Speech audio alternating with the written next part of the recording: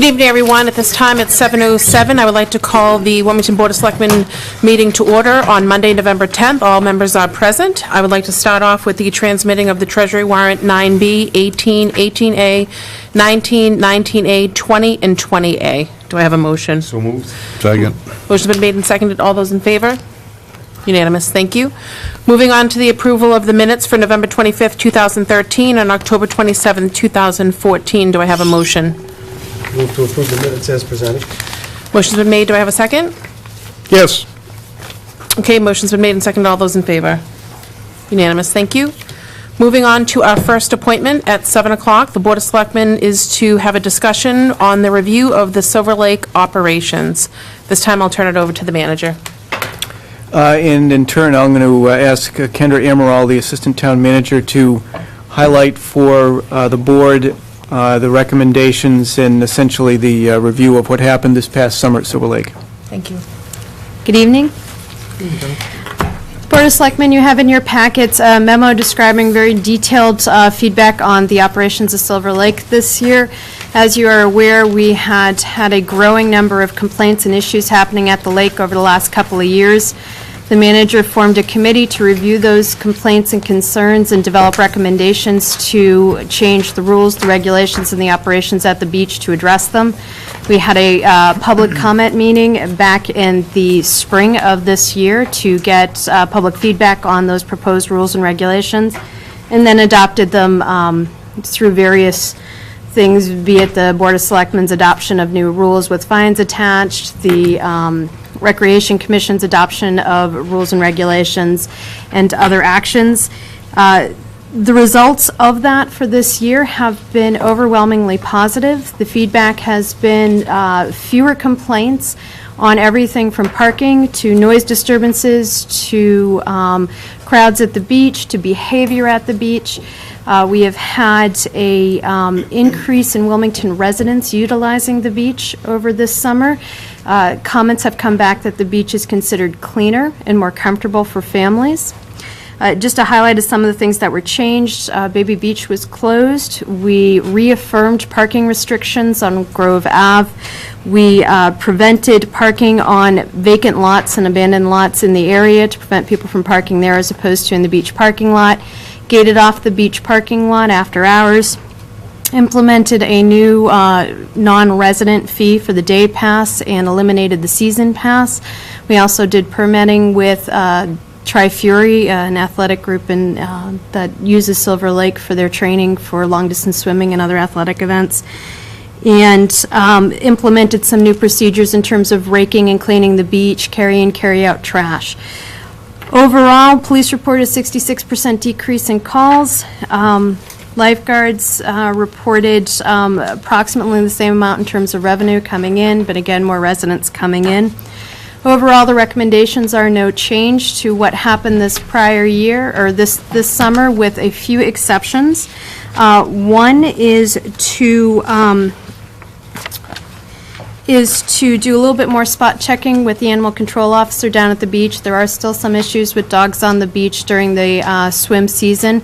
Dogs are restricted from May 1st to October 1st. We are also recommending an adjustment in the athletic permit, or the permit that Tri-Fury gets, where there's a reduced rate for residents to get a pass. What that permit or pass allows them to do is access the beach after hours and to swim beyond the ropes. Other than that, there are no changes recommended by the committee.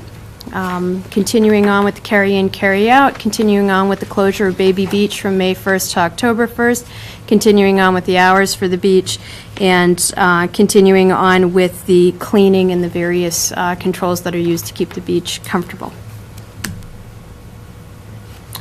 Thank you. Really appreciate all the work that went into this over the past year. Certainly all the people that are mentioned here with Deputy Chief Robert Richter, Michael Woods, Jamie McGaldy, Deb Cipriani, and Shelley Newhouse, and I'm sure all of the members of their departments have been instrumental in bringing this to fruition with yourself and the manager. I can speak for myself as a resident driving by there. It's certainly much more aesthetically pleasing to drive by and see all the enhancements that have been made over there, so I really do appreciate that as a resident in the town, and certainly it's great to hear the feedback that's come into this memo. Certainly did get a few complaints in terms of the non-residents that used to go there quite a bit and miss the seasonal pass, but I do understand that when you want to try and bring some order and restructure to an environment, sometimes there's trade-offs, so I know that a lot of the enhancements have been overwhelmingly positive. At this point, what I'll do is I'll turn it over to the members of the board to ask any questions or make any comments, and then if there's anyone here in the audience, I do see some of the members of the team that you worked with on this. If anyone would like to make a comment, certainly feel free to raise your hand and do so. I'll start to my right, please.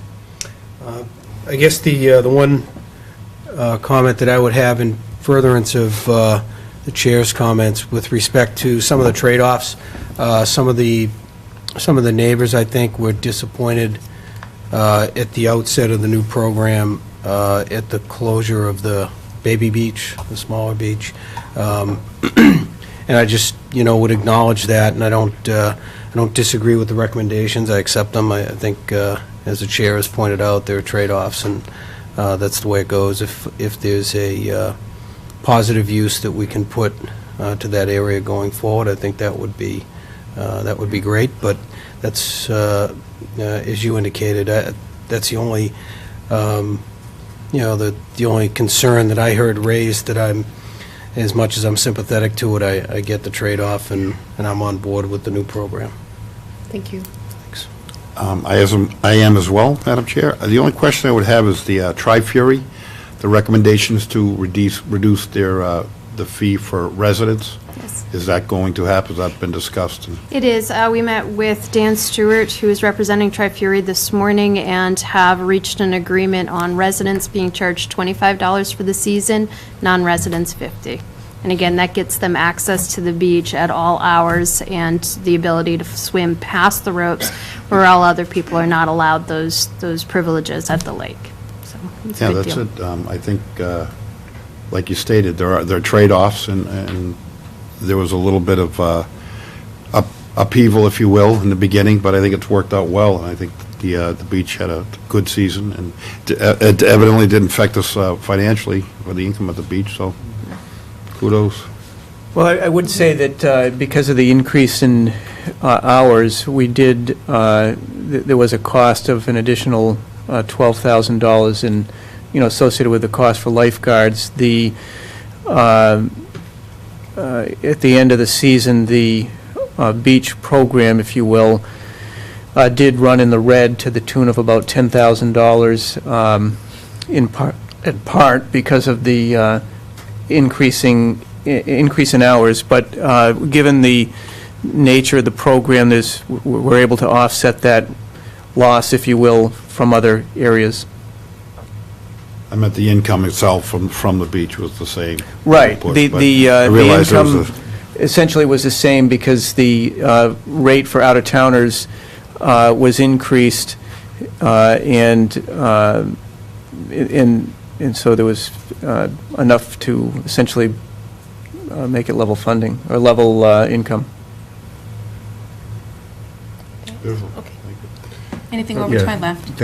Thank you, Madam Chair. I mean, the bottom line is you learn a lot from history, and obviously, this program that took effect a year ago, over the past 12 months, we've learned that it's more of a success than not being a success.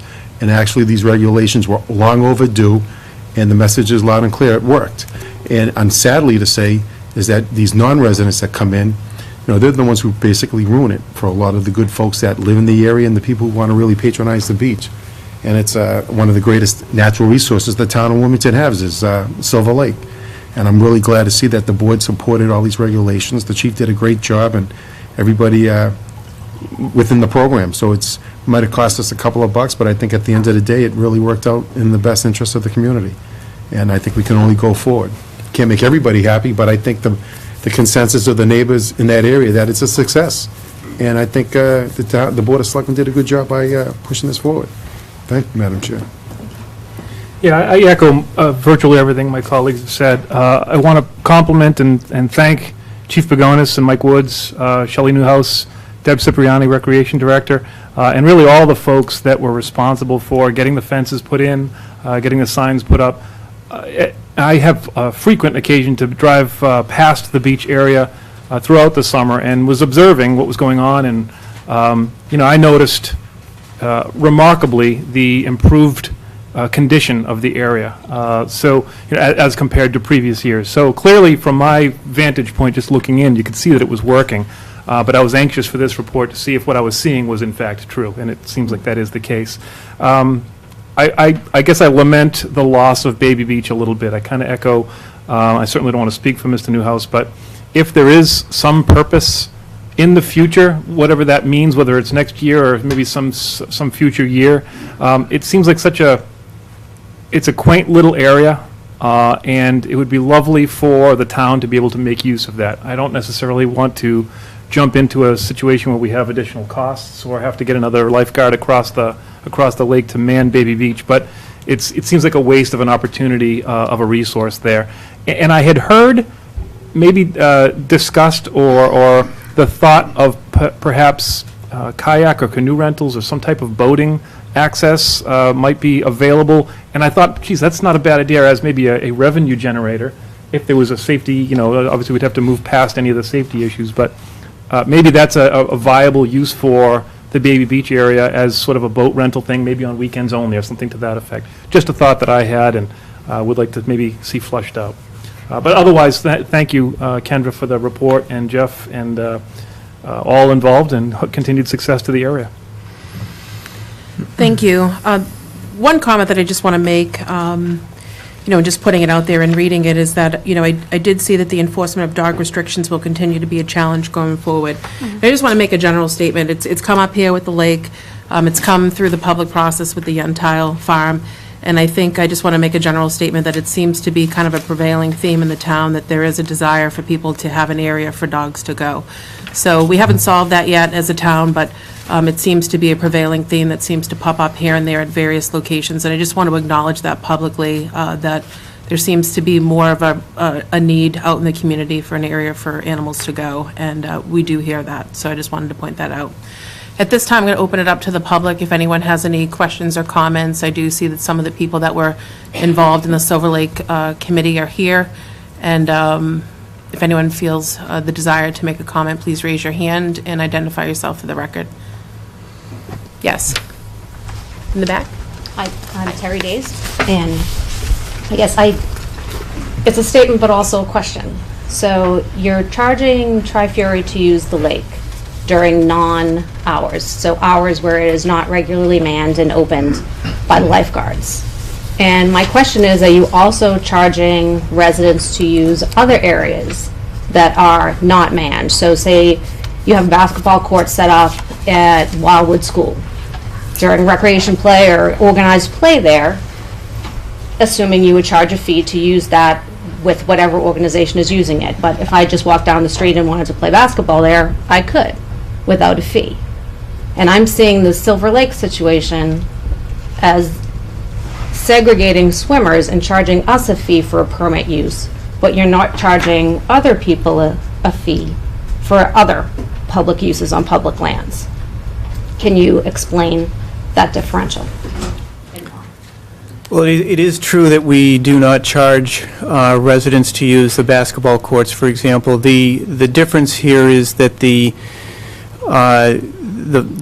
program that we offer for access to the beach is within the constraints of the buoyed area. So in this case, the folks that are in the Tri-Fury group are swimming out beyond the monitored area, and essentially it was a compromise with that group to say, okay, if you're going to utilize the beach as an access point and go out beyond the area that the town, patrol or manage, there's going to be a cost for that, and we've assessed that to all the Tri-Fury members, and as Kendra noted, this coming year, we're looking to reduce that for Wilmington residents. But the folks that are in the Tri-Ferry group have the opportunity to come into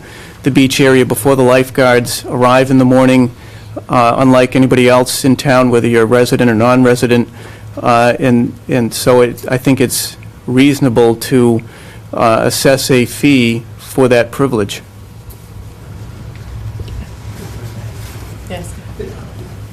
The other point that I would make is that certainly there are resources in the town that we don't charge residents to use, and for that matter, non-residents, can have ready access to those facilities as well. But there are town resources that have a direct cost associated with security and maintenance and public safety. And right off the top of my head, rec basketball comes to mind. I mean, we have folks who have to be in the schools to maintain the schools, have to maintain the gym, have to clean up after folks who've used that facility. So, even residents pay fees to avail themselves of those kinds of things. If it's not a direct fee, we're at least passing through a cost when it comes to things like custodial services. So I think that, at least to my way of thinking, there is a cost associated with providing safe access and maintenance to the facilities of Silver Lake, and it's a reasonable fee to pass through to, to various uses. Thank you. Anyone else? Yes, Mr. Stewart? Yeah, Daniel Stewart, 90 Parker Street. I met with Kendra this morning. The subject of fees aside, I'd just like to go on record. Paul Sedgwick, the president of Tri-Fury, asked me to represent the group before this board. So I'd just like to go on record as saying thank you to the officials of the town, Kendra and Debbie Cipriani, and the Board of Selectmen, because I realized last year that was a tough situation, and I don't like paying fees, but that was a tough situation that needed to be dealt with, particularly for the residents of Grove Ave in that area that were basically being harassed by these people using the beach at all hours. So the methods that were employed to solve the problem kind of rubbed us the wrong way initially, because we were used to swimming at will whenever we wanted to, and hopefully someday, hopefully that will continue, and maybe someday there won't be a fee. But I would like to go on record as just saying thank you to the town of Wilmington for the cooperation in this solving this problem. Thank you very much. Anyone else? Yes. My name is Mike Carter. I'm the business owner at 84 Main Street, which is literally right across from Silver Lake where the park is. I want to first say thank you for what you guys did this year. It made a big difference in the number of people trying to park in my parking lot in front of my business. Cleaned up the neighborhood. The old parcel that was next to the restaurant used to have tons of trash there. I think it made a huge difference, and I do want to thank you for that. One thing I have noticed, just being across from the town park, there's an entranceway where the town goes in and maintains it and mows it. People do tend to drive in there, park there. Sometimes on a weeknight, you might see 3 or 4 cars pulled in on the grass area parking. I don't know if that's acceptable or not, but if it's not acceptable, you might want to consider trying to block that off, prevent that from happening. Thank you very much. I appreciate that. Thank you for your comment. Thank you. Anyone else at this time? Okay, I'll bring this agenda item to a close. Thank you very much, Kendra, very much for the presentation. Appreciate it. Okay, moving on to our next appointment at 7:15, the Board of Selectmen discussion relative to the Yentile Farm property. And I will turn it back over to the manager.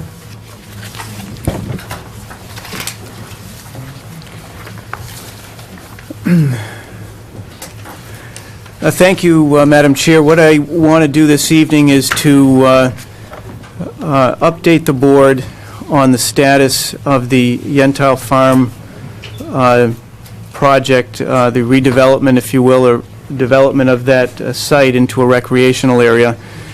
As you know, the town purchased the property back in 2012 for $1,182,500 by vote at town meeting.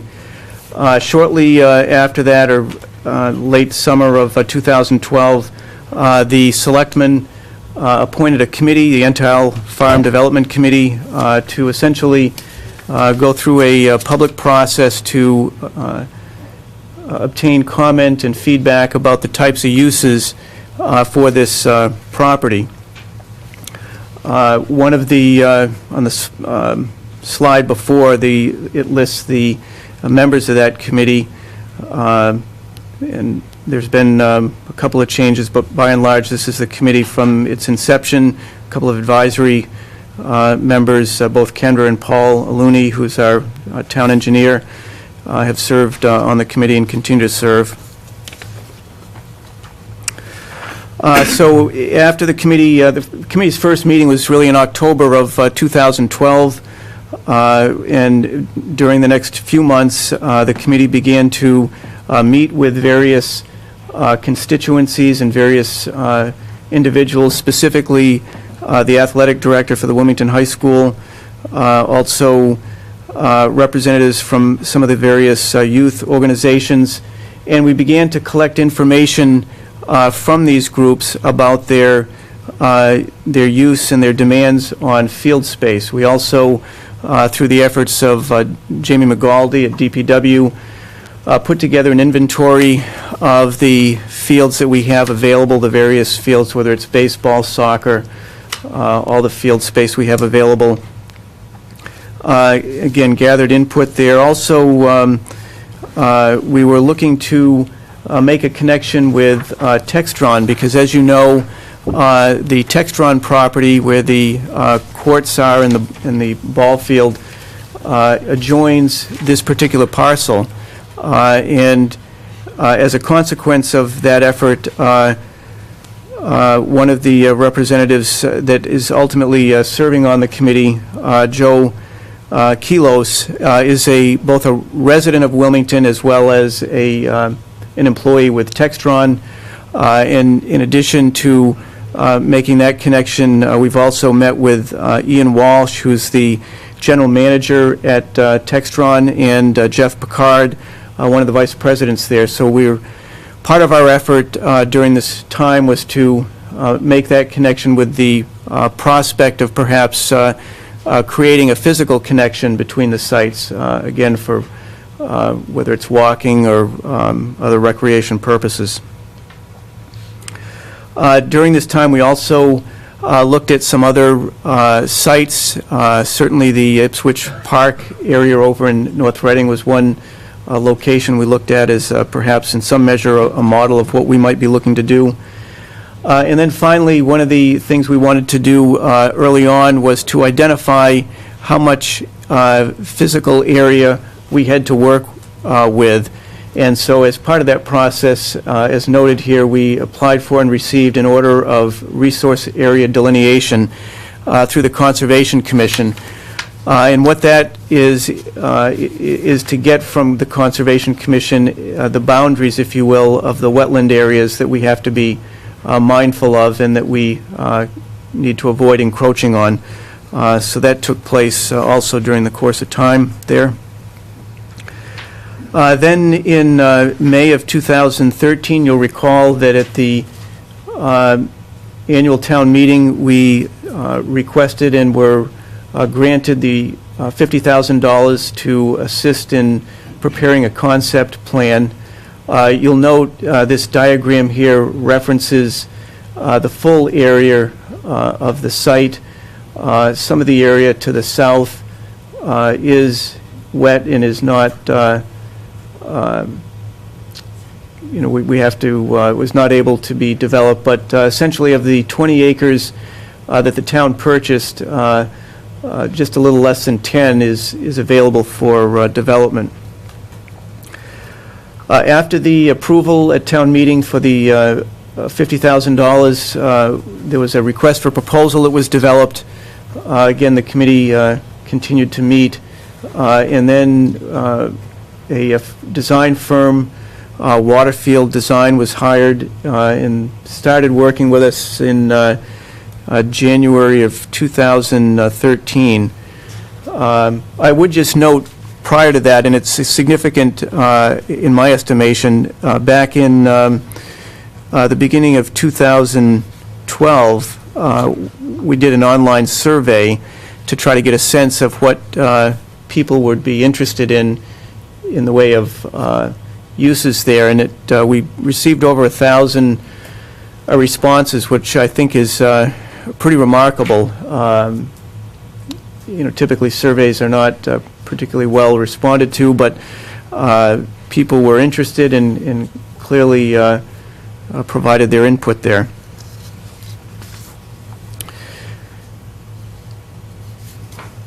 So that takes us through December 13. In January of 14, we actually, with the assistance of Waterfield, began to outline what we believed to be the concept. And again, this was based upon a tremendous amount of public input. And I think it's important that we note, and there's been an amount of time here that has elapsed since the initial appropriation, but when you're dealing with this kind of a project, it's a one-time project, if you will, that many people will have an opportunity to enjoy.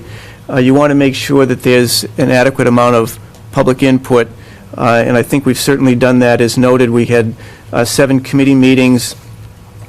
Beyond that, we had 3 public design workshops, which were really hands-on, if you will. We had literally maps placed out for people to use, and scaled design components, if you will. Everything from a athletic soccer / lacrosse or football field being one component, to a picnic area, to a playground area, all these area cutouts, if you will, to literally give people an opportunity to take a look at the space available and kind of on their own come up with some ideas as to what you might do with this space. I think that was pretty effective as well in terms of engaging people and giving people an opportunity to offer comment. Once again, we did another survey to try to reassess and confirm what we were getting in the way of commentary. 900 respondents participated in that survey. And through this whole iterative process, we literally went through 7 different designs, if you will, during the course of this period. In addition, the site as it currently exists has a series of ponding areas, if you will, and we wanted to identify whether or not these areas we would have access to. In my estimation, and I think many who are involved in this process, these areas were not natural to the topography there, but came about as a consequence of the remnants of the development that was started there. So in an effort to try to establish what requirements we would be under, we filed with the Army Corps of Engineers the requisite documentation to have them evaluate the site, and they came back with a negative determination of applicability, which essentially meant that these ponding areas, if you will, the town can fill those areas in and utilize those spaces for recreational purposes. And that was certainly a plus, because to the extent that those were, if they had been off limits, that would have significantly reduced the acreage and just the amount of options that we had on the table. Also, during this time frame, we wanted to pursue the next phase and go beyond concept. And at the town meeting last May, we requested, and again were granted, $250,000 to take us beyond concept. Concept, if you will, is the 40,000-foot view, so to speak.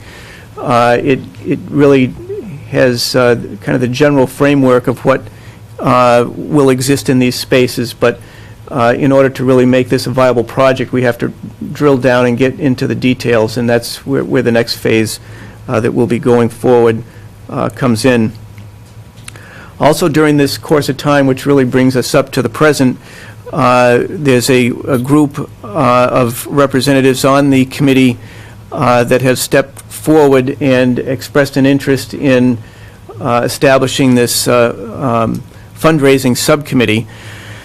At the end of the day, plans are great, but if you're going to implement a project like this, it's dollars that count. And so one of the major elements of this is coming up with funding beyond the appropriation from a future town meeting. So as much as we would expect town meeting will need to shoulder a portion of the burden, we also want to really make a significant effort at relieving some of that burden through this fundraising effort. So this committee has been put together to this point. There are 3 or 4 members on the committee to this point, and they will be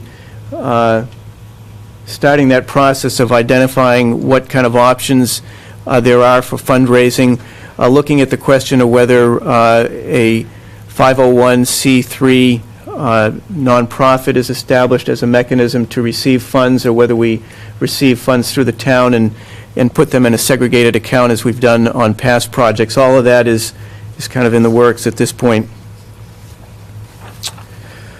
The preferred, well, let me say, first of all, when we came up with the wish list, if you will, of the design for this project, there were a number of elements, including those that you see on the map. In the end, what we estimated the full project cost to be was about $6 million, and that was based upon the estimates we were getting from Waterfield Design. You know, as much as we would like to include these various elements, at the end of the day, the determination was made that $6 million is not a viable project just in terms of the funding. So the effort was made to scale back some of these elements and to bring it back to what we believe is a more manageable and attainable budget, which is about $4.5 million. So the preferred concept at this point, we believe, provides a measure of balance between various needs.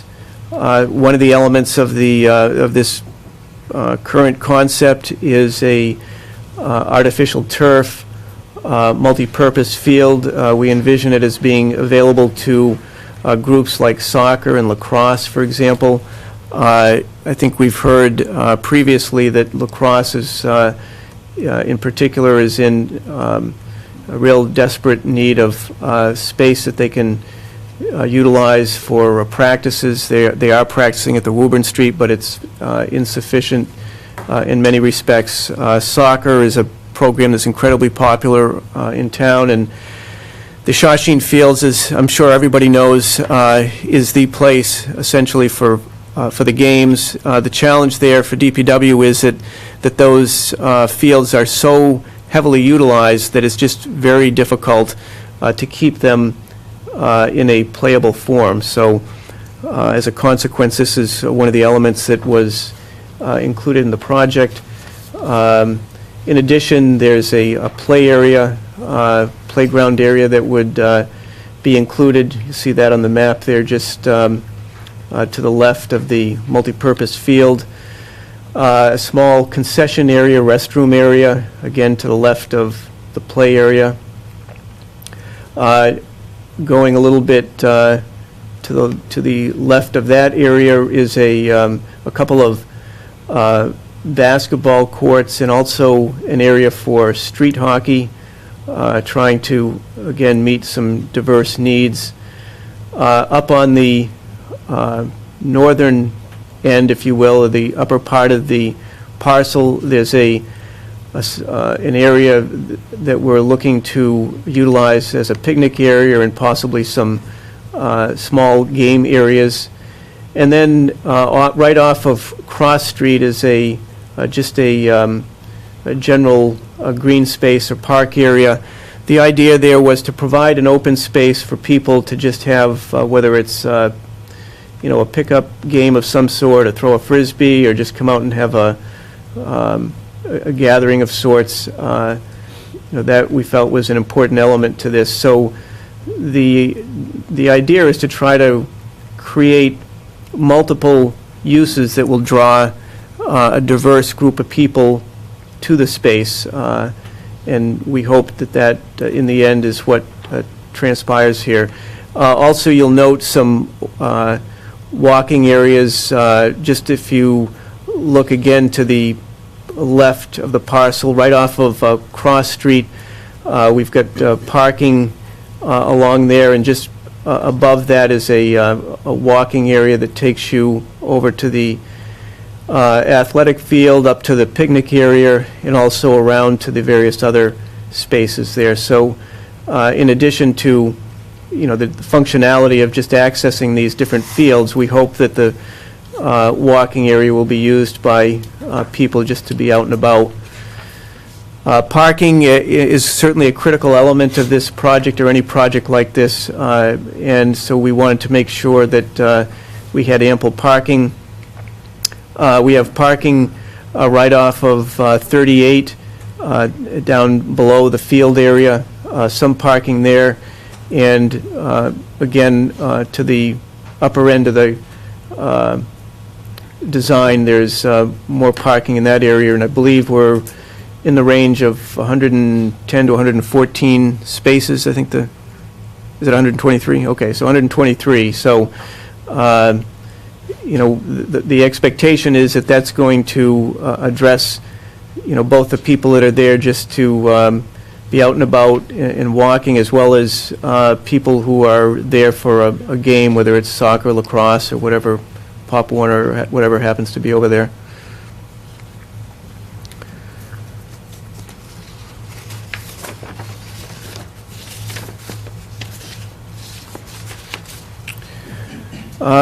Just looking at this diagram that's up on the screen now, you'll see the various costs, and again, these are projected costs, best estimates based upon the work that Waterfield had done, and the total for all of these different elements is $1,550,000. You'll see, the biggest element, and I would also just add that even though we've compartmentalized these by cost, there's also general site costs that get worked into this that are included in these elements. So the multi-purpose field, for example, is $1.7 million, and people may question, well, gee, why is that so expensive? But part of that cost includes just the general site costs that you're going to have to do any kind of site work at this location. Below that, the little parking or lower parking area off of Main Street, $160,000. The picnic area, $80,000. Perimeter pathways and wetland mitigation, $350,000. The Cross Street parking lot, $750,000. The green space there off of Cross Street, $400,000. The basketball and street hockey, $230,000, and then the building and plaza area, $450,000. Playground, $350,000. So these are all, as I say, best estimates at this point. For the next phase of this project, we are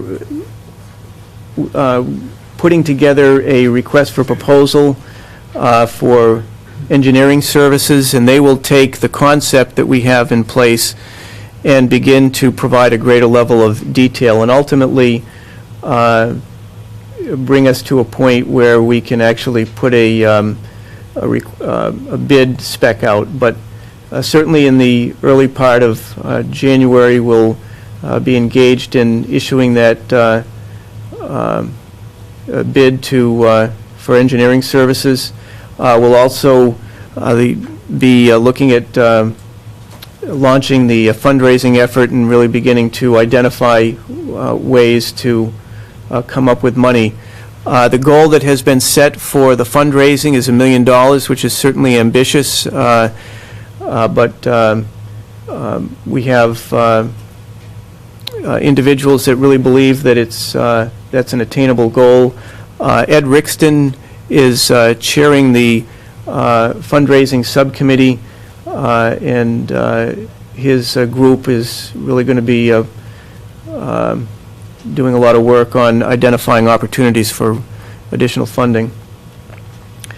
February of 15 through October, one of the pieces here that we're looking to pursue is the actual construction cost to ask town meeting to raise and appropriate or borrow the $4.5 million for the actual construction cost here.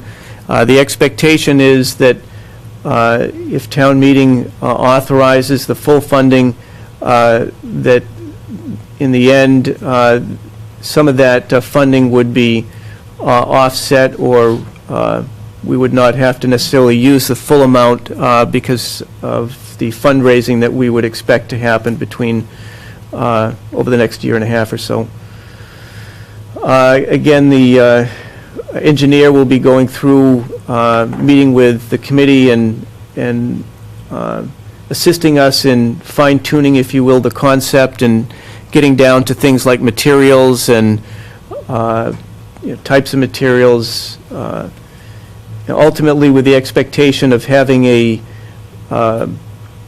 document in construction ready by September or thereabouts of 2015, issue bids to general contractors, and then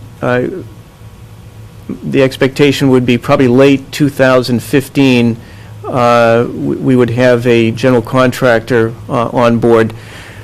The ability to complete this is obviously going to be weather dependent. It's somewhat up in the air at this point as to whether any significant work can begin in the latter part of 2015.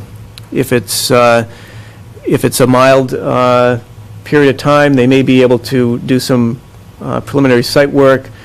If we have snow on Halloween, we're probably going to be talking spring of 16. But so it would certainly, worst case scenario would be that the actual shovels in the ground, so to speak, would start in the spring of 2016, with the expectation that the bulk of the work would be done by November of 16. Possibly some amount of plantings and all may need to carry forward into spring of 17, but certainly we expect the bulk of the work to be done in 2016. So that really covers the project.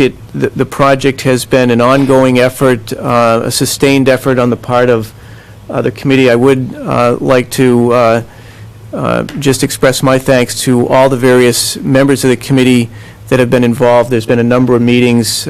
Certainly, Judy O'Connell has done a stellar job in terms of shepherding this process forward, both in terms of public comment process and then kind of distilling all those comments and ultimately coming up with a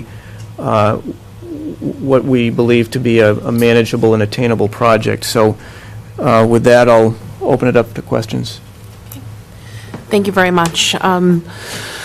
Thank you to Jeff and Kendra for putting the presentation together, and I wanted to thank the committee for being here. There's several members that are here in the audience, and before turning it over to the board, I just wanted to publicly acknowledge them. We have Joe Kilos, who's here, Dan Bamberg, Deb Cipriani, Ed Rixtons, we have Kevin Kyra, and we have Ed Loud, and I don't think I've missed anybody that I can't see in the back. But certainly we have quite a few members here from the committee, And the purpose, as Jeff indicated, is to give you, as board members, an update. And certainly, there's been a considerable amount of information that has been unveiled here tonight.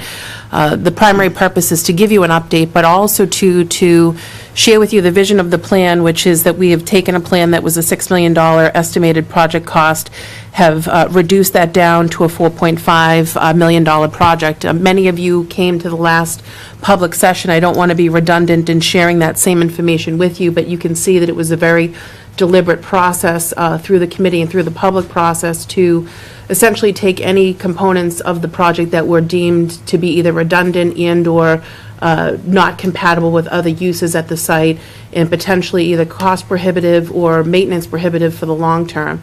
And as a result of that, we reduced it down to what we believe to be a land for all ages at a manageable cost, and also at the same time looking at other sites for other derivative activities such as a dog park, which could be, discussed separate from this project, but certainly is not going to be forgotten for the future and may come back around at some future date. That being the case, we have the $4.5 million project cost. Ed Rixton's give this gentleman a lot of credit. He stepped forward and said, how can I help in addition to what I'm already doing? We talked about the fundraising, we talked about a goal, and we just had a gentleman-woman's conversation, and I said, Ed, how do you feel about $1 million? And he said, I absolutely think that sounds very attainable. And he said, let's go for it. So the intent is to raise $1 million, has been indicated, and I feel bears repeating. We have the total committee support. It was unanimously voted for this concept plan. And the purpose tonight is to share this with all of you and speak as a committee to you to let you know that we are hereby looking for board support going forward with the manager to put this on the next town meeting for the full funding of $4.5 million. So I want to be very clear on behalf of the committee to let you know that that's what we will be seeking. And at this point, I'd like to open it up to all of you as board members to ask any questions, make any comments, and then certainly anyone in the committee that's here certainly would have the option to raise your hand and make any comments towards the project as well. I'll start to my left, please. Thank you. Yeah. Thank you. Well, I'm glad to hear that Mr.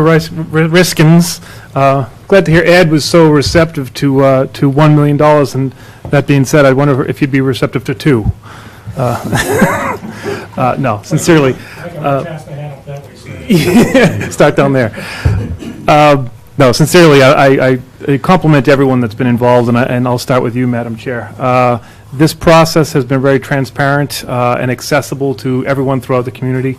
I've taken the opportunity a couple of times to go to a couple of the meetings that took place, and the one that Jeff referred to where there was like little colorform cutouts and you got to play without considering the cost of it. Let's just dream about what could possibly go on that site, and it was a lot of fun. And I think from that, the committee was able to cull out the real priorities that the town had. So the process has been very open. So if there's anybody out there that's watching this tonight that's saying, where have they been? It's been very public. It's just you haven't seen it, but it certainly has been visible.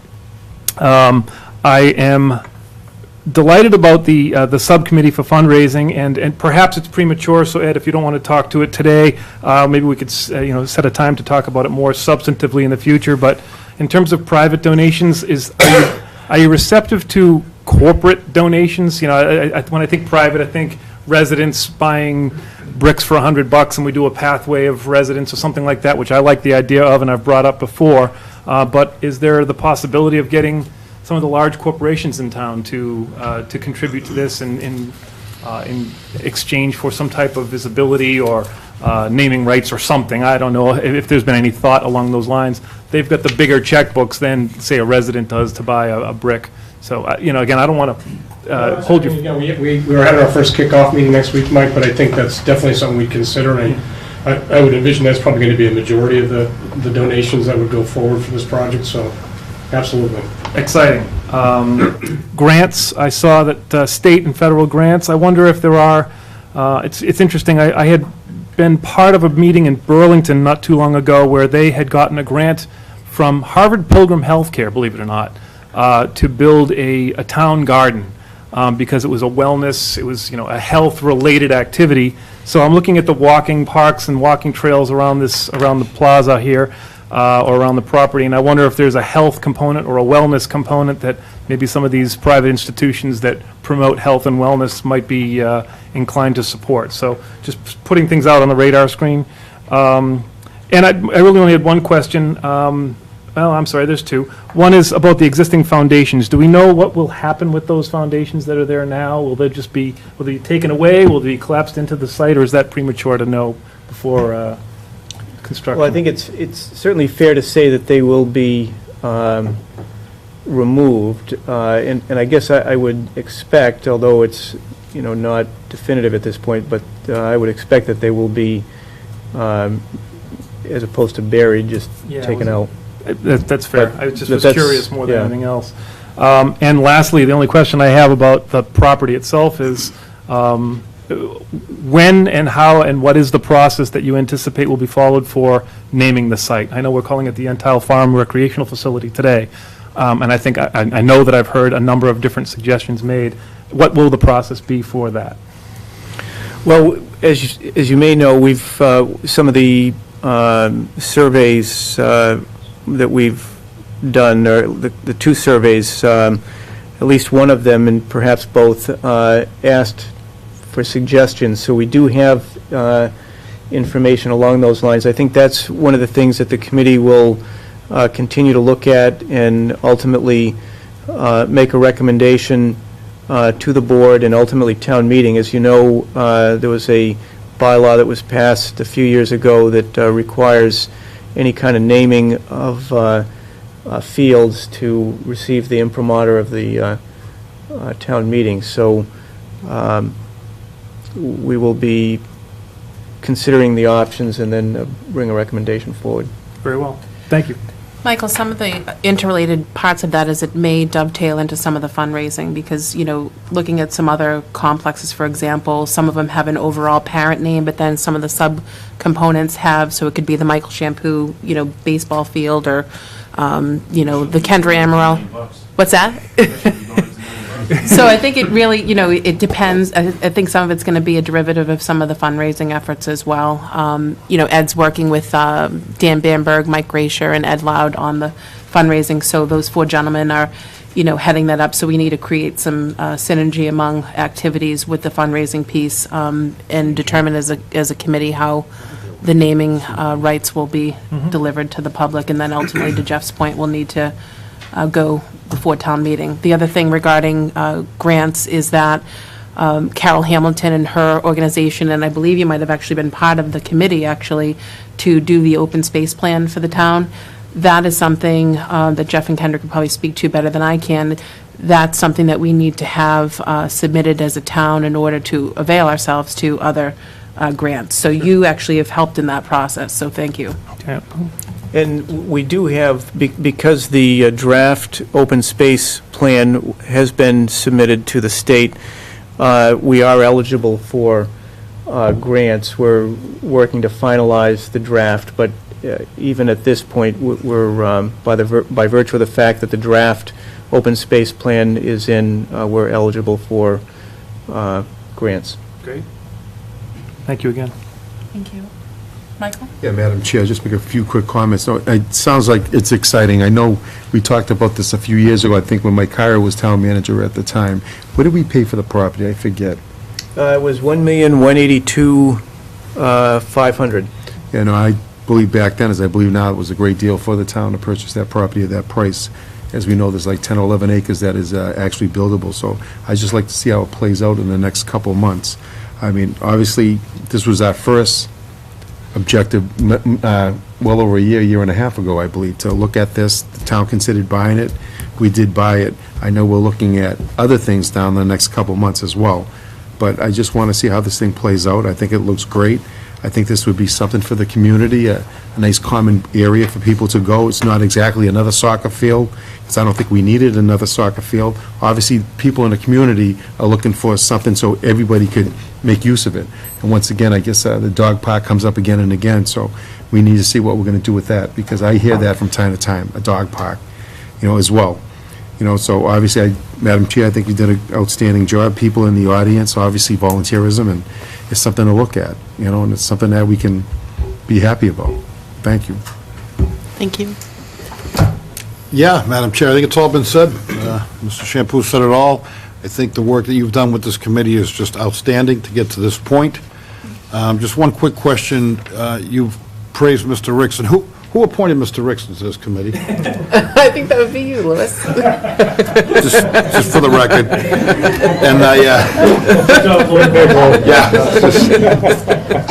And if you're looking for support tonight for the 4.5 to go on town meeting, I'm behind you 100%. Thank you.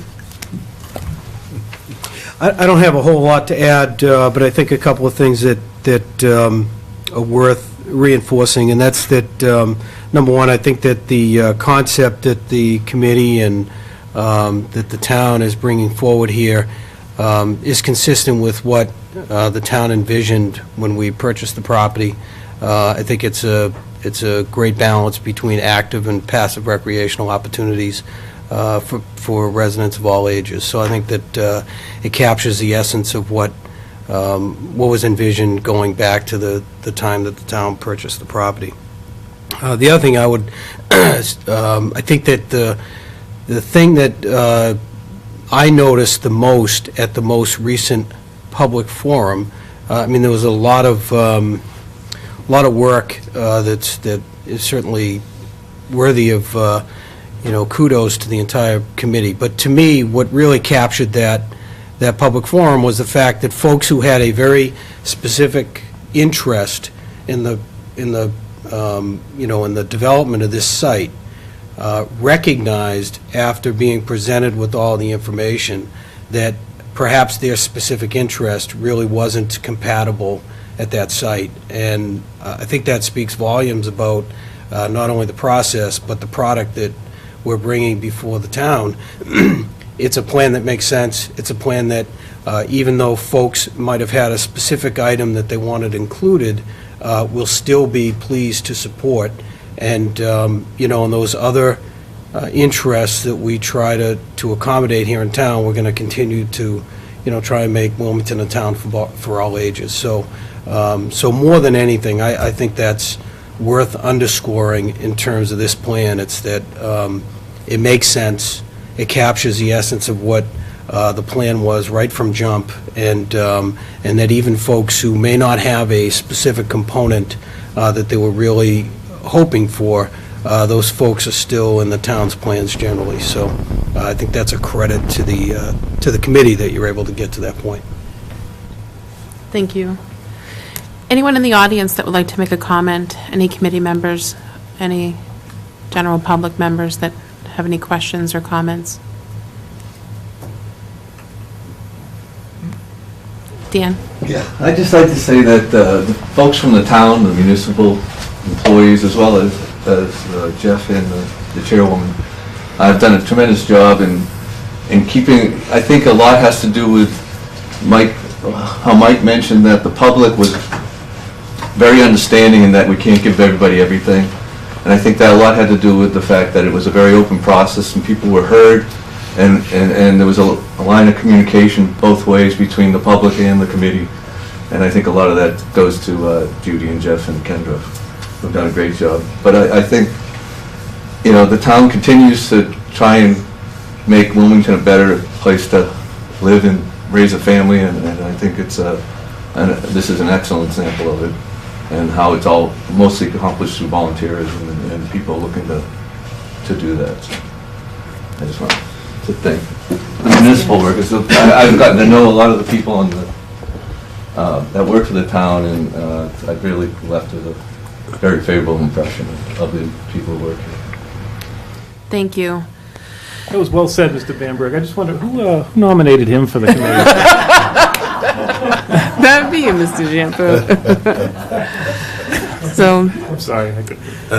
certainly appreciate that comment. I also want to acknowledge Kevin Kara, who's been working with me as co-chair. We certainly have been talking morning, noon, and night, as well as with Ed regarding the fundraising initiatives. It's really been a total team effort. There's a lot that goes into this project, and every single committee member has really taken the time and volunteered and taken time away from family and job and other responsibilities to do this.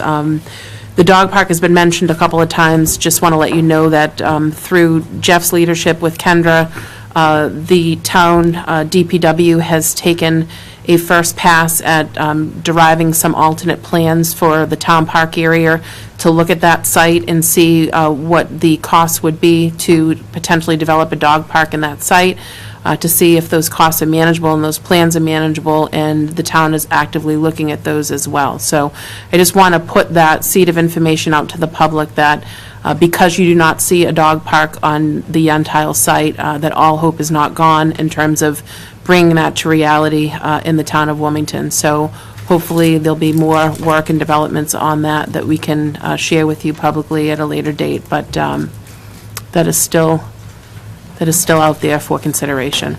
Madam Okay? Chair, just a quick question. I want to ask Jeff, as the Chief Fiscal Officer, with all said and done, what are you looking to do down the road, say 4 or 5 months? Are you looking to take the money out of free cash? Or are you going to be recommending that we go for a loan?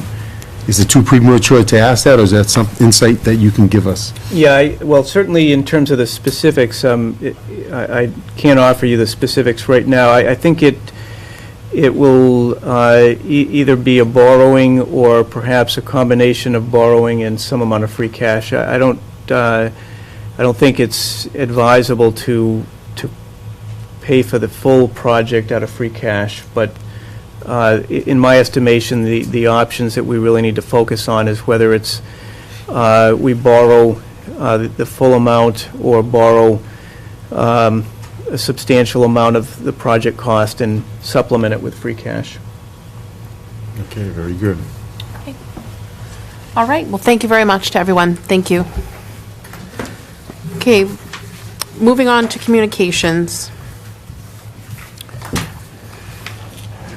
Communications, the first item is a memo from me to the board. This is a follow-up from the last meeting with the board. During the course of conversation, there was a question raised with regard to Article 4 for the special town meeting, which is the article that proposes to amend the zoning bylaw to allow for shared parking on parcels that are not under common ownership. The question was whether any of our neighboring communities are doing this kind of development, and in fact, the towns of Burlington, Tewksbury, Andover, and Reading have similar bylaws. The town of Billerica does not, and the other communities, we have a question out but haven't received a response yet. But we're certainly not uncommon in this type of effort. Thank you. Next is the notice that has appeared in the town crier, public hearing to provide an open forum for the discussion of local property tax policy with reference to classification for the FY 2015 taxation purposes will be held at the Town Hall on Monday, November 24th at 7 p.m. This, as you know, is the annual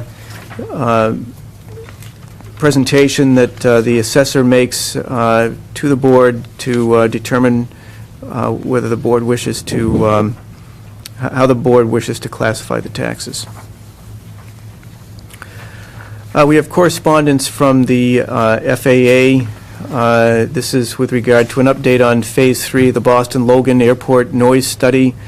They indicate here that this Phase 3 is, purpose of the effort is to evaluate the potential for further reduction in aircraft noise to communities surrounding Boston Logan. And one of the proposals is a runway use plan framework, which includes changing runway configuration between different time periods. Additional details for the testing and runway use plan framework, including metrics and monitoring, can be found at their website, which is www.bostonoverflightnoisestudy.com. They indicate here that the FAA has agreed to conduct the first test as requested by the Massport starting in November, with the plan running for about 3 months, potentially as long as 6 months. But they're going to be reorienting some of the flight landing and takeoff paths, and they're going to be testing it to see what the effects are on noise. Next under correspondence is a letter from Tennessee Gas, and if you recall, a few weeks ago, they issued correspondence setting up some dates for public meetings with respect to the course of their pipeline. They indicate here that on September 15th, Tennessee Gas filed with the Federal Energy Resource Commission a report or a request to establish a pre-filing procedure where they would solicit comments as part of their pipeline efforts. Their request was granted on October 2nd, and then on November 5th, Tennessee Gas submitted a series of documents, including the routing of the pipeline, land required, various permitting requirements, and as a consequence of that information not being submitted until November 5th, at the request of Representative Jim McGovern and Nikki Songus, they have honored their request to delay the start of the public meetings. So the first one was scheduled, I believe, in North Reading on the 12th of November. At this point, they want to give recipients of this information, which include property owners, an opportunity to review the documentation. So they have deferred the public meetings and will send out a schedule at a later time.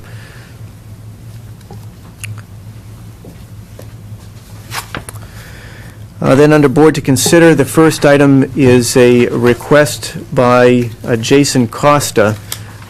He is seeking to be appointed as a constable.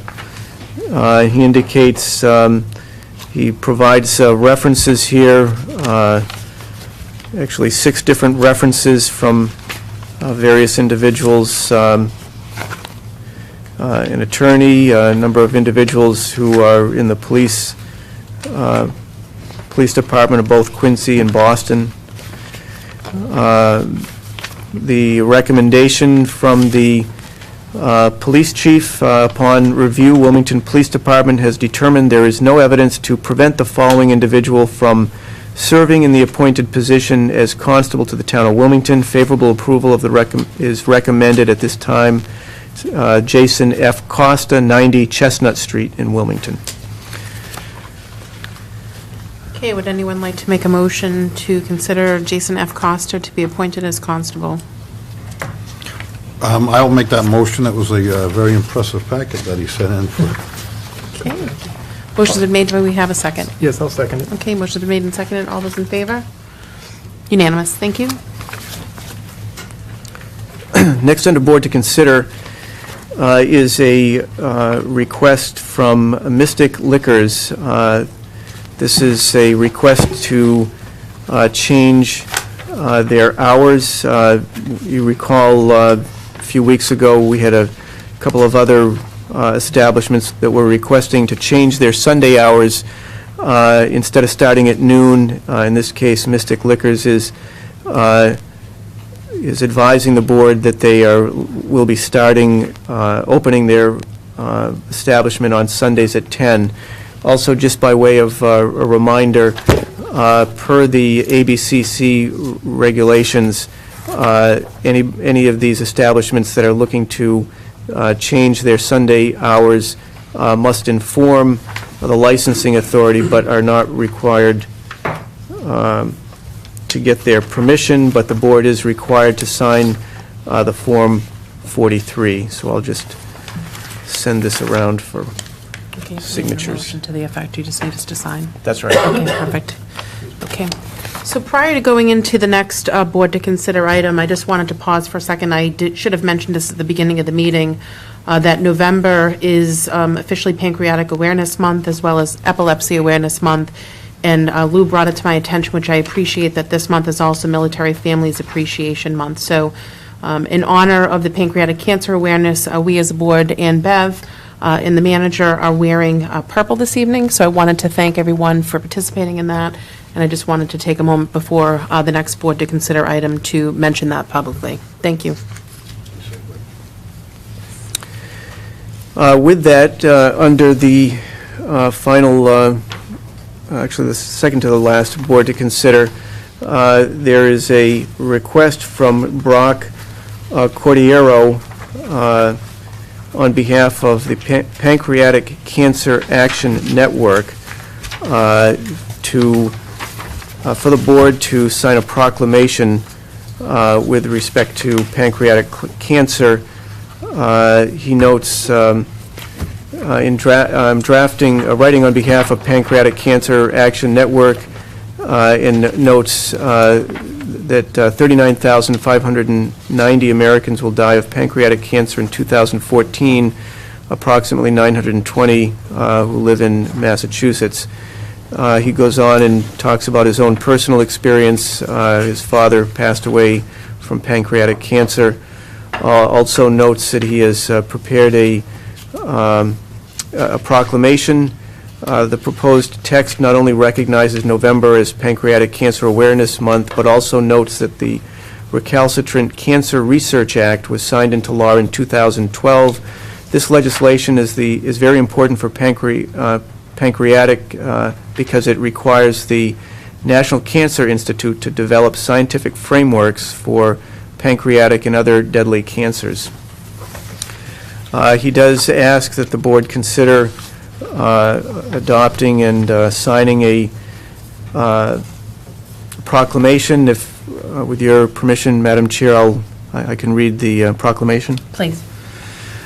Whereas in 2014, an estimated 46,420 people will be diagnosed with pancreatic cancer in the United States and 39,590 will die from the disease, and whereas pancreatic cancer is one of the deadliest cancers, is currently the fourth leading cause of cancer death in the United States and is projected to become the second by 2020, and whereas pancreatic cancer is the only major cancer with a 5-year relative survival rate in the single digits at just 6%, and whereas when symptoms of pancreatic cancer present themselves, it is generally late stage, and 73% of pancreatic cancer patients die within the first year of their diagnosis, while 94% of pancreatic cancer patients die within the first 5 years. And whereas approximately 920 deaths will occur in Massachusetts in 2014, and whereas the Recalcitrant Cancer Research Act was signed into law in 2013, which calls on the National Cancer Institute to develop a scientific framework or strategic plans for pancreatic cancer and other deadly cancers, which will help provide the strategic direction and guidance needed to make true progress against these diseases. And whereas it will be very difficult to leverage the opportunities that come out of the scientific framework developed as a result of the Recalcitrant Cancer Research Act unless sustained and adequate funding is provided to the National Institute of Health and National Cancer Institute, and whereas the federal funding for medical research is critical to job protection and creation in Massachusetts, and whereas the Pancreatic Cancer Action Network is the national organization serving the pancreatic cancer community in Wilmington and nationwide through a comprehensive approach that will include public policy, research funding, patient services, and public awareness and education related to the developing effective treatment and a cure for pancreatic cancer. And whereas the Pancreatic Cancer Action Network and its affiliates in Wilmington support those patients currently battling pancreatic cancer, as well as to those who have lost their lives to the disease and are committed to nothing less than a cure, and whereas the good health and well-being of the residents of Wilmington are enhanced as a direct result of increased awareness about pancreatic cancer and research into early detection, causes, and effective treatment. Now therefore be it resolved that the members of the Board of Selectmen do hereby proclaim the month of November 2014 Pancreatic Cancer Awareness Month in the town of Wilmington.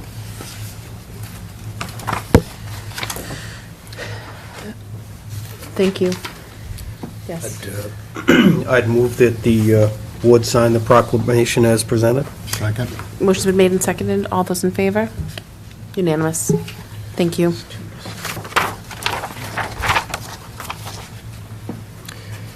The final item under board to consider is, I'm just looking for the board to determine your December and January meeting schedules.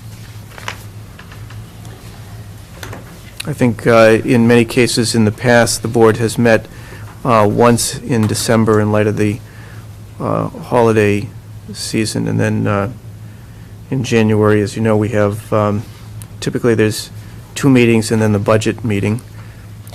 Do you have a proposed date in mind that works well for town business that you'd like to propose for the month of December?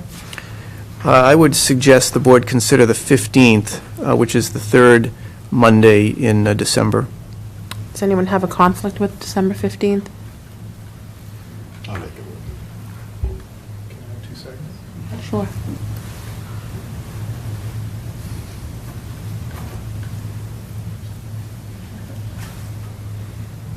Fine. All set? Yes, no, thanks. So December 15th, okay? And for January? Would we do 1 meeting or 2 meetings, did you indicate? I would say the 2, if you go with the regular schedule, it would be the 12th and the 26th. I would just note, just in terms of, I'm sorry, actually, the 12th is, the 12th and the 26th. Okay. And then the budget, typically, or in some years, it's been the last meeting in January, but once again this year, as was the case last year, the Mass Municipal Association has their annual conference on the 23rd and 4th of January. As I've noted in the past, oftentimes that's a good opportunity for us to get an update on state aid, and in particular this year, I think with a new governor taking office, it'll be helpful to us to get a sense from the new administration as to what they might be thinking in the way of local aid. So my suggestion is that the budget presentation, rather than being on the 26th, be deferred to the first meeting in February, as it, first Monday in February, as it was done last year, which in this case would be the 2nd of February. Okay.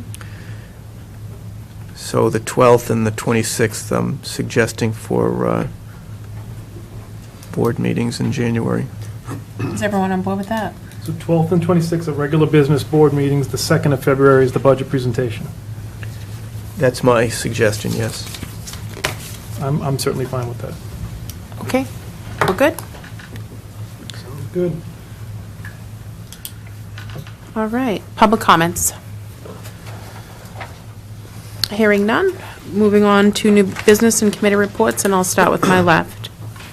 Nothing from me tonight, thank you. Okay, I'm all set, thank you. okay. I'd just like to remind everybody, tomorrow is Veterans Day, and we'll do our annual Veterans Day ceremonies on the Common at 11 o'clock, and all is invited. And I'd like to thank the Cub Scout Troop 136, who this afternoon took it upon themselves to go over to the Wildwood Cemetery and clean up the plaques on the veterans' graves, and also decorate the graves in the veterans' lot with flags. So kudos to them, and hope to see everybody tomorrow. Excellent, thank you. I did have one question for the manager. Earlier tonight, the manager had specifically referred to the shortage of field space for lacrosse. I had actually had a conversation with what I'll call a football parent who was asking about when the field at the high school would kind of come online as a community field. And my initial reaction was that it's certainly just a matter of time, that it's, town has every intention of making that field available to the various groups in town beyond the high school program. So I just wonder if the manager could follow up on that, and if you have any comments tonight, or if you could get back to us on what the timeline looks like for that. I can comment on that. As you know, the high school, the expectation is still that the high school itself will be open for business, if you will, on February 23rd, which I believe is the Monday following the February vacation. But even as school is, the transition will occur with the students into the new school, that area will remain an active construction site through the fall of 2015. They'll have to demolish the existing high school. Then once that's done, they will then use that space to create the parking area for the new, which will be part of the new orientation of the high school, the tennis courts over on the corner of Adams Street and Church Street, and then also the field off of Wildwood Street. All of that will be occurring post opening of the new school. So as a result of that, in talking to the school administration, we'll continue to use the turf field and the track area for high school sports, but are looking to keep that off limits, if you will, to the general public and other groups until the construction is fully completed, which would be in October of 15. And then it's my understanding beyond that, they're actually doing some evaluation, talking to some other communities that have turf fields to develop a protocol as to how the field will be managed going forward and scheduled and so on. Okay. So at the appropriate time, then, I trust that town will proactively reach out to various groups and try and get everybody on the same page, and both in terms of protocol, scheduling, availability, all that needs, Yes. respective needs and all that. Okay. Very good. Thanks. Anything else? Okay.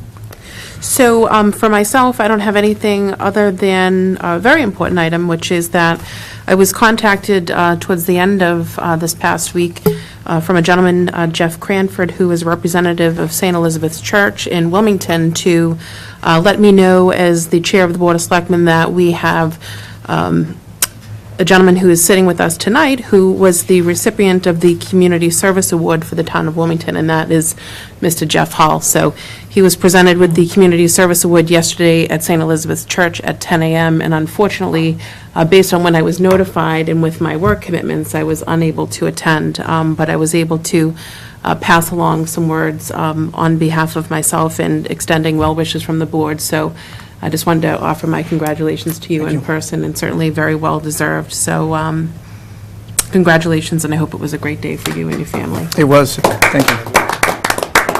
I didn't know about it. I would have went. So I think we're good to move on to important dates. Thank you. As you know, the curbside collection of yard waste continues through November 29th. I would note just on this point, because we have received a number of calls, our intention is to try to coincide the collection of yard waste with residents' regular collection date. In the ability to collect the material in a timely manner in sequence with their regular collection date is predicated upon a number of things. One being the amount of material that's put out, another being the weather situation.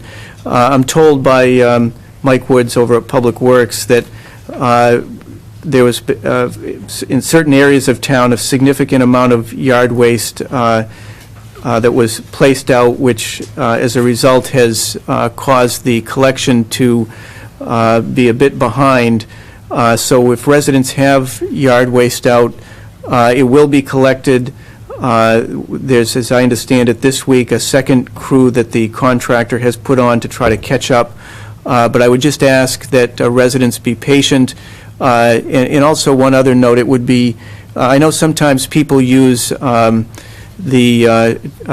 trash barrels to put their leaves and grass clippings in and so on. And certainly, we're not saying you can't do that, but again, I'm told that it's much easier for the collection folks if the yard waste is in the the yard waste bags because it's easier to determine whether it's yard waste versus regular trash. So to the extent that folks can use the yard waste bags, it just helps us out. November 11th, as you know, tomorrow is Veterans Day, Town Common, 11 a.m., as has been the tradition for many years now, the 11th hour of the 11th day of the 11th month, and that will be at the Town Common. Town offices will be closed. November 12th, the brush drop-off, Old Main Street, 8 a.m. to 2 p.m. November 13th is the registration deadline for the rec junior basketball, grades 1 and 2. November 13th is a Finance Committee meeting right here, Town Hall, Room 9, 7 p.m. Again, on November 15th is a brush drop-off, Old Main Street, 9 a.m. to 4 p.m. November 15th, Shawshene Elementary School will be holding their craft fair from 9 a.m. to 3 p.m. November 18th is the Joint Finance Committee Planning Board public hearing. This is the lead-up to the special town meeting where we will be reviewing each of the articles, all 4 articles at that meeting. Town Hall Auditorium, 7 p.m. November 19th is another brush drop-off, Old Main Street, 8 a.m. to 2 p.m. November 19th is the next High School Building Committee meeting here, Town Hall, Room 9, 6:30 p.m. November 22nd, a brush drop-off, Old Main Street, 9 a.m. to 4 p.m. November 22nd, Senior Citizens Holiday Craft Fair. I would encourage anyone to attend. It's really amazing the artists we have amongst us. This is going to be over at the Bazell Senior Center, 9 a.m. to 2 p.m. November 22nd, also, Shawshene Tech Craft Fair, 100 Cook Street, Billerica, 9 a.m. to 3 p.m. November 24th is the next meeting of the board, and as I noted earlier, is the discussion about the local property tax policy with reference to classification, and that's going to be here, Room 9, 7 p.m. November 26th is another brush drop-off, Old Main Street, 8 a.m. to 2 p.m. November 27th is the Thanksgiving Day. Offices will be closed. November 29, drop-off again for brush, Old Main Street, 9 a.m. to 4 p.m. And December 4th is the special town meeting, Wilmington Middle School Auditorium at 7 p.m. Okay. Having heard all of those great dates, do we have a motion to adjourn? So moved. Do we have a second? Second. All those in favor? Unanimous. Good night. Thank you.